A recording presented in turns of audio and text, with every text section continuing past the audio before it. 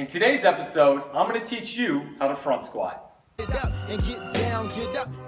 I want you to have the capability to fully move the way your body was designed to, right? Jump of the head, I'll take you back to where my problems lie. In trouble, younger daughter done some that made my mama cry. Out to the heavens like I bless him, for I know he's lost. Caught in a trance and this manic depression settled in. Living in the fantasy world. Hey, what's up everybody? I'm Dr. Aaron Horsching and this is episode 20 of the Ask Squat You Show. I'm joined today by Miss Jenelle Shafer and we're going to answer today's question. So Jenelle, do you want to introduce yourself to everyone?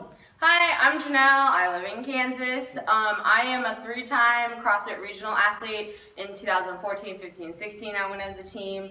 I have qualified as an individual, didn't go, but went as a team. I'm also one of the top 10 63 lifters. I've been doing this for about 5 years. And then in the past AO Series 2 in Florida, I actually won the 63. So. There you go. So needless to say, Jenelle knows a little bit about what she's doing. So we are going to answer today's question together, which is... I'm Mike Lowry, 89 writes, do you have a front squat tutorial? Alright, so the first thing we're going to talk about is how to properly get under the bar in the front rack position to take the bar out of the rack safely and in the correct position. So first things first, she's going to get under the bar. Now notice how her feet are even. I don't want you to ever get in with a staggered position because you're going to have your feet unevenly absorbing the force, which could, when the weight gets heavy, put you into a bad position. Second thing, she drove her elbows under, she pulled herself under the bar, and she's pushing her chest and shoulders upwards. Now, if you have really light weight, it's not a huge deal, but when that weight gets really heavy, if you approach under the bar with a really relaxed chest and shoulder position, that bar is going to weigh really heavily on your upper body and could cause you to be in a bad position, an unorganized position, once you take your steps back. So, she's under the bar, she pulled her elbows up, she's now going to take 2 to 3 steps back, establish a good stable position before she goes. Now, the things we want to talk about here are her foot position. Here, she has her feet slightly pointed out. Now, whenever we bodyweight squat, ideally I want to see most people be able to squat with their toes relatively straight forward. However, when we pick up a barbell, we want to be able to maximize our current capabilities, which means for some people, turning their toes out slightly. The amount of toe out position will depend on a number of things.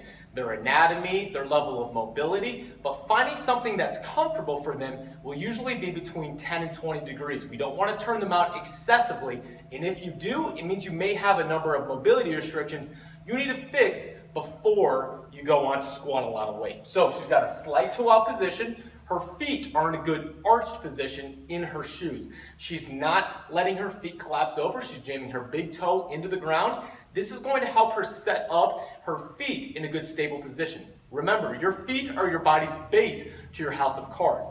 If you set up with a poor foot position and let your foot collapse over, you're unstable from the ground up, and the rest of your technique will never be as perfect as it needs to be. So, she's in a good stable position. Next, let's talk about her elbow position. Her elbows are driven up and the bars relaxed into the tips of her fingers. A lot of beginners will think that they need to have a full grip on their bar. In order for some people to get a full grip, what happens is that their elbows will drop. This is going to place a ton of stress on the hands and the wrists, which can lead to some pain. To be able to support the barbell correctly, it needs to be on the tops of the shoulders and chest. And for some people, based on your level of mobility, the type of anatomy you have, it's okay for that barbell to rest on your fingertips with your elbows up. In that position, she could just let her hands go, and the bar would remain safely on the tops of her shoulders and chest. So, this is a very good starting position. We're next going to change views and show you how to start the front squat. A big thing to think about whenever you start a squat, no matter what type of technique you're using, is starting with your hips. The amount of hip movement, however, will be dictated by 2 things, your anatomy and the type of technique you're doing. With a front squat, we can't take a huge hip hinge or else the bar is just going to dip forward. But we still need the hips to start so we can keep the pressure where we need to in the glutes and not put too much pressure onto our knees, which can eventually lead to knee pain.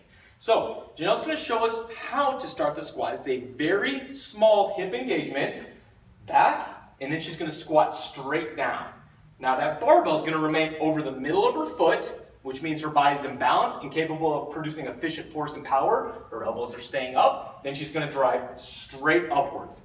A lot of people, when first learning the squat, will drive their knees forward first because they think they need to in order to keep their chest remaining upright. So Janelle's going to show how to incorrectly do this. Her knees are going to drive forward, and that barbell just went forward towards her toes, so she's off balance, and she's putting a ton of pressure on her toes.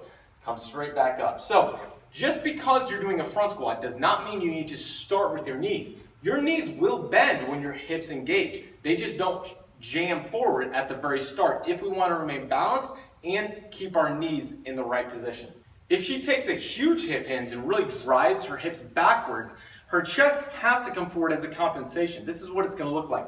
Huge hips back, chest goes forward. That bar just pushed towards her toes. Now she's off balance. It's going to be really hard for her to hold that bar on her chest if she has a lot of weight on.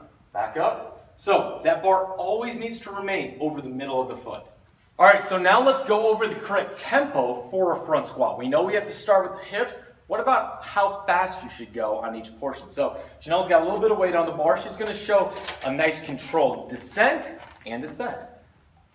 Set herself, control down, back up. So that's a good controlled squat. Now, for a lot of Olympic lifters and CrossFitters who are regularly performing cleans and snatches, you can start using a controlled bounce at the very bottom turnaround of a front squat. And this is going to allow you to lift more weight because it uses your body's stretch reflex. Basically, you're allowing your body to maximize its power capabilities by using a quick bounce out of the bottom. Now, the big thing is this has to be controlled for. If it's too fast, you're just going to throw your body off balance and put a ton of shear force on your knees that could eventually ruin those knees. So it's a controlled descent with a powerful bounce at the bottom and quick ascent. This is what it's going to look like. Control down, bounce, and back up. This is something that has to be practiced a lot. So find a coach, make sure that you're not doing it too quickly, but it's something that can really help your front squats and carry over to helping you lift more weight in your clean.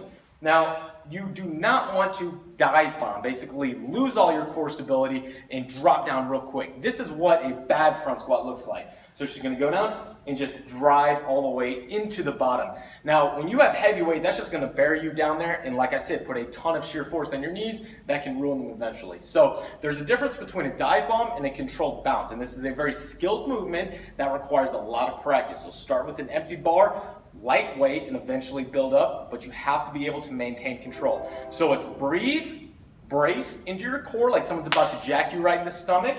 So you have very good core stability, and you're going to maintain that stability and tension in your core and your hips as you get into the bottom. As soon as you hit there, it's a controlled bounce and turn around and drive straight out. So one more time, perfect bounce, control, drive straight up out of the bottom. The bar is remaining over the middle of her foot the whole time.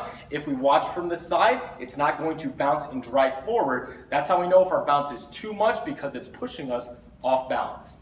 All right, everybody, those are the basics to perfecting your front squat technique. At this time of the day, I always have my guest ask their question of the day. So Janelle, what is your question for everyone? My question is, what is your favorite squat? Front squat, back squat, or overhead squat? Perfect question. All right, we want to see your answers in the comment section below. Hope you guys are enjoying these Ask Squat You video series. If you are, please let me know. Please share them with your friends and subscribe to my channel. Until next week, happy squatting.